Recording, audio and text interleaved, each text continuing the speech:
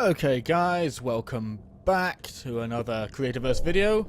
So, in between now and the last video, I have gone and I have gotten a few resources.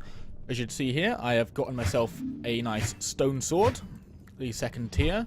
And I was looking at the requirements for the obsidian sword because I had wanted this, but we need Mirus eyes. So I thought that would actually be a good thing if we went hunting them in this episode. So, what we're going to need first is a little bit of armour, and I've gone and gotten some resources for making the leather armour, so I should be able to craft the entire set here. Oop, I'm going to get attacked. Just a moment. I'll show this guy who's boss. Oh, hey, that's cool. It's actually pretty difficult to take those guys down when they're burning without them dying of the fire first and not giving you anything, because you have to strike the last blow, I think, to get the drop. So that was quite lucky. Okay, so... oh, it automatically equipped. Okay, cool. So here we are. I've got our flash little bit of leather armor. And I've made some potions and some extractors for what we find. And let's see how it works. I'm actually going to see if I can get this guy to attack. Come on, hit me. Ooh, that's much better. Okay, yeah. Nice. Okay, kind of getting dogpiled here.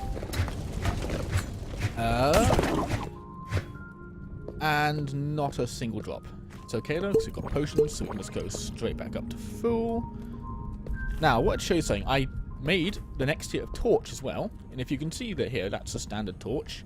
It's quite dim. And this one here is much brighter, the coal torch, which has some slightly higher requirements. You need a wood rod and some coal, rather than just moss and cragwood.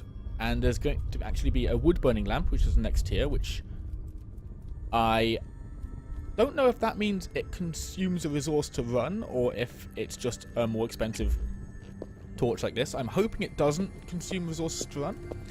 But I do like how this game has different tiers of light that actually produce different light levels. One thing I always had an annoyance with in Minecraft was that even in mods, most things just always produced the same amount of light, which was quite frustrating because sometimes you didn't want to have just light everywhere. So it'll be good to get some high level lights for larger builds. Okay, so this is a Mirus here, and he is one of the tougher cave creatures. So let's have a go at him and see. Okay, I think... oh no, here we go. See, that thing was about to do there. The reason I looked away is because he has a blinding attack, and he can actually just turn your screen completely white for a bit. Oh, he was about to do it again, but we got him. Oh, and 2 Mirus eyes. That's really, really good. Okay, so if we get another one with a 2 Mirus eye drop, we can actually make our obsidian sword. Now, let's see. Then, oh, nice. Okay, so another thing in this is chests kind of randomly spawn in the world. So let's see what we get. Oh, nice, nice. 20 coal. That would actually be really nice because I've been rather complacent in getting coal, so that will actually be quite handy. I think we've got some resources here. I'm going to put torch down. Yeah, speaking of the devil, we've got some coal. So I might as well put some extractors on that. You can never have too much coal. Well, I've gotten into a thing. Ah, okay.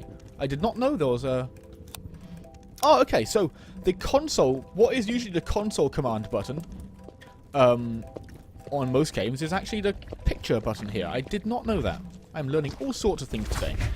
Okay. Let's just take care of this little guy. Now, hopefully, just after I take out this Mirus, if I get in the right resources to make that obsidian sword, I'm going to make that. Oh, he got me. Okay. And I'm blinded, and I'm going to die if I don't get myself some health. At least I'm not stunned when the blindness hits me, so I can actually still do stuff.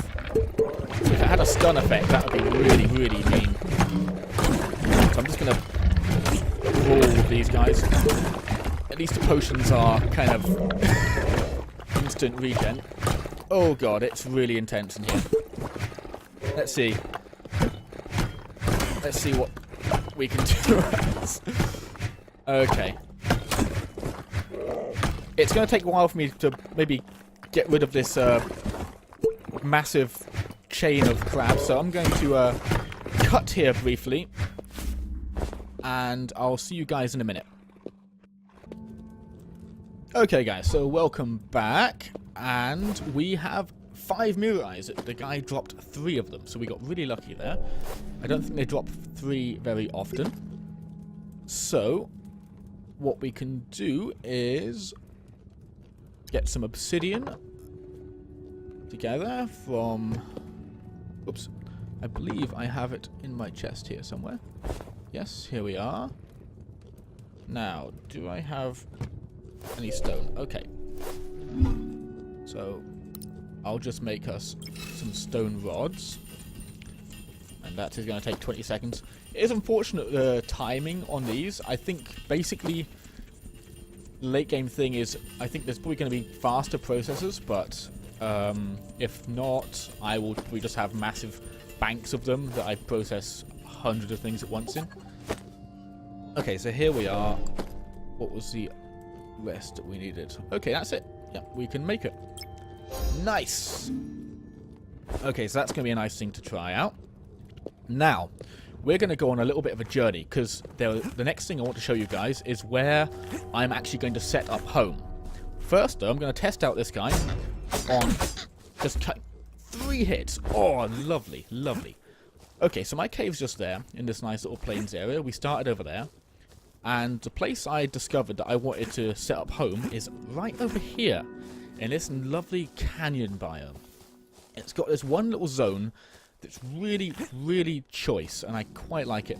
The only thing is, I wanted to get that gear first, because the canyon biome creatures can be a little bit tough. And when I was wandering around with nothing, just exploring for a place to live, they kind of just destroyed me really quick. Now, where's the place I was looking for? It's these guys that I had trouble with. These are dust evils. Okay, so we're going to get an idea of what they're like to fight. You see all that damage they're doing there, and they just knock you into the air. They can be quite annoying. Let's see if I can... Yes, okay. That wasn't too tough. I think I can handle living here. If that was going to be, like... If that had taken, like, 10 hits or something, I would have possibly decided to get some better armor or something. But luckily, that turned out to be quite easy. Now, the place I want to go... And it's got a nice little kind of promenade to show the area here, is here.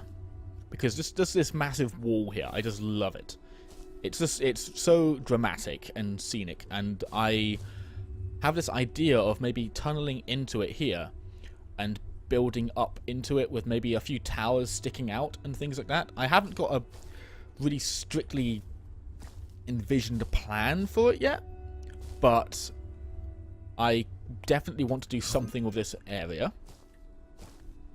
It's not like a really thick mountain. I'll just show you guys what it's like around here. But it's got a lot of potential for building. Now, am I going to be able to get up here? Damn, no. Okay. It is very handy be able to jump up 2 blocks, but even then, some of these cliffs are hard to get up. Okay, so here we go. Here's on the other side of it. So we've got this kind of bit here that's we've got a little bit of back end here, but there's also this area here. So there's actually a lot of room to have like a tunnel going right through and out the other side. And let's see if I can make this jump. Whee! Okay. We've got all these crazy kind of pillars over here, and this kind of area. There's just so much in this bit of ground. So much potential to do stuff. And it gives you such an awesome view of the surroundings on the crazy mountains over there as well. I might one day want to do something of that too. But yeah, it's just my favourite biome by far in Creativerse so far. As soon as I kind of came across one of these, I just fell in love with it. I don't think they were here back when I kind of played it originally, at least I never saw one. So as soon as I kind of tried out this world in R24 and discovered this, I was just sold. I was like, okay, that's it. I have to build a base in one of these. Oop, taking a lot of silly fall damage there. Okay, so I am going to tunnel out a little hole down there and move my stuff over, and I will cut here for it to be a little bit of kind of boring ferrying of stuff, and I'll see you guys in a minute. Okay guys, welcome back. So I've done a little bit of digging just underneath, and oh, look at that.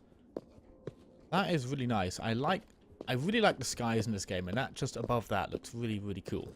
Anyways, back to the topic. I've tunneled out a little bit here, and I've given myself just a little bit of a storage room here just to set up my stuff, and a door to protect myself. I don't know if creatures can batter these down or open them, but hopefully it will give me a little bit of security. But yeah, here we go. It's a humble beginning, but it is a beginning nonetheless.